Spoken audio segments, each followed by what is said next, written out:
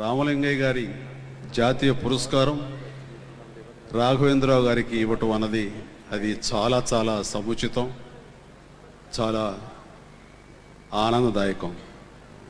ఆ అవార్డు రావటం ఎంతైనా అది రాఘవేంద్రరావుకి గౌరవం. అది ఎంత గౌరవం అంతకంత అది రాఘవేంద్రరావు గారు ఆ అవార్డు తీసుకోవడం అన్నది ఆ అవార్డుకే గౌరవం మరింత లభించింది. ఆ రకంగా రాఘవేంద్రరావు గారికి ఈ సందర్భంగా మనస్ఫూర్తిగా నా యొక్క హృదయపూర్వక అభినందనలు, శుభాకాంక్షలు తెలియజేస్తున్నాను. రామలింగయ్య గారు ఎక్కడ ఉన్నా సరే ఆయన మనసుకు అత్యంత దగ్గరైన వ్యక్తి, ఇష్టమైనటువంటి రాఘవేంద్రరావు గారు ఈ పురస్కారం తీసుకోవటం అన్నది ఆయన మనసు నిండుగా సంతోషిస్తారు, నిండు మనసుతో ఆశీస్సులు అందజేస్తారు. రాఘవేంద్రరావు గారి సినిమాల్లో దాదాపుగా రామలింగయ్య గారు లేనటువంటి సినిమా లేదని అనుకుంటున్నాను. బహుశా ఒకటో రెండో మిస్ అయి ఉండొచ్చు, కానీ బహుశా ఆయన లేని సినిమాలు లేవని నేను అనుకుంటున్నాను. ఆయన లేకుండా రాఘవేంద్రరావు గారు కామెడీని, వినోదాన్ని, ఎంటర్టైన్మెంట్ని అసలు ఊహించరు. ఆయన ఉండాల్సిందే. అంటే ఎలా ఉంటుందంటే రామలింగ గారు ఉంటే తెర మీద వచ్చిన తర్వాత మనం ఎంత ఆనందం అనుభవిస్తామో తర్వాత విషయం, కానీ షూటింగ్ సమయంలోనే రాఘవేంద్రరావు గారు ఆయన చేసే యాక్షన్ ఆయనతో చేయించుకుంటూ ఎంత పడిపడి నవ్వుతారో నేను ప్రత్యక్షంగా చూసిన వాడిని. అంత ఆనందం ఆయన అనుభవిస్తూ ఉంటారు. అంటే ఉదాహరణకి ఎలా ఉంటుందంటే ఆయన ఆట పట్టించడం కూడా ఆయనకు ఒక పెద్ద ఆట విడుపు. సరదాగా రామలింగ గారు ఆ యాక్షన్ చేయండి అంటే, బాబు నాకు ఈ వయసులో అది బాగుంటుంది చేయండి, కాదు అది సభ్యతగా ఉండదేమో అని నేను అంటారు. అందులో కొంచెం మసాలా, కొంచెం సెన్సార్ సంబంధించినవి ఉండేలా పెడతారు. సరే ఇంకా తప్పనిసరి డబ్బులు తీసుకున్నాము, ప్రొఫెషన్ కాబట్టి ఆ ప్రొఫెషనలిజం తోటి చెయ్యాలని ఆయన చేస్తారు. చేసి ఆహాహా నేను తెగ నవ్వేసుకుని ఆనందపడతారు. సెట్లు అంతా గోలగా ఉంటుంది. తీరా చూసిన తర్వాత రామలింగ గారు మీ మనసుకు వ్యతిరేకంగా ఏమి చేయను, మీరు ఎలా అనుకున్నారు ఇప్పుడు చేయండి, ఇది సినిమాలో ఉంటుంది అంటారు. అంతసేపు ఆయనకి ఎంటర్టైన్మెంట్ రామలింగ గారు. అలాగా ఒకళ్ళొకళ్ళు చక్కగా ఒక మంచి హెల్దీ దీంట్లో వాళ్ళిద్దరూ ఒకరినొకరు అలరిస్తూ అందరినీ ఆట పట్టిస్తూ చాలా సరదాగా ఉంటారు. అలాగే రామలింగ గారు అంటే ప్రత్యేకమైన గౌరవం ఉంది రాఘవేంద్రరావు గారికి.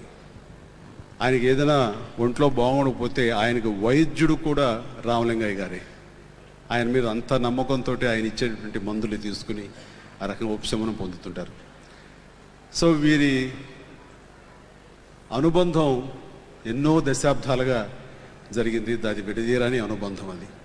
సో వీరిద్దరి గురించి, ముఖ్యంగా రాఘవేంద్రరావు గారి గురించి మాట్లాడే ముందు రామలింగయ్య గారి గురించి ప్రత్యక్షంగా నాకున్నటువంటి అనుబంధం గురించి నేను ముందుగా 4 ముక్కలు చెప్పుకోవాలి.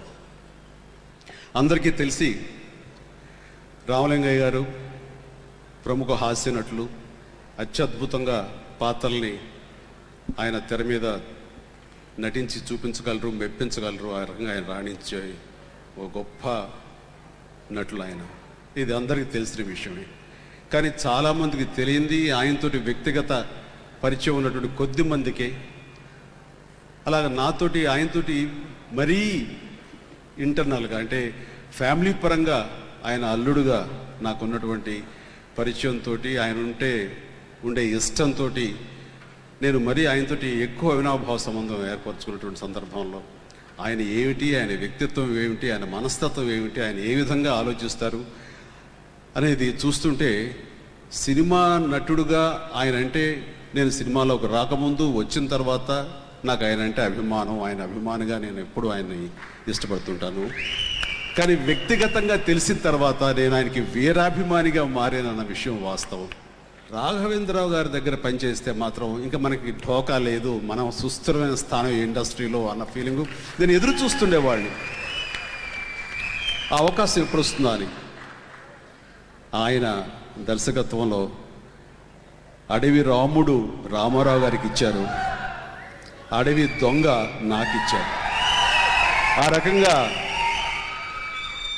రామారావు గారికి అప్పటి వరకు ఆయన విభిన్న పాత్రలు ఇస్తున్న మహానటుడైనా సరే మాసెస్కి దగ్గర చేసి ఆ రకంగా ఆయన నుంచి విభిన్న కోణం చూపించారు.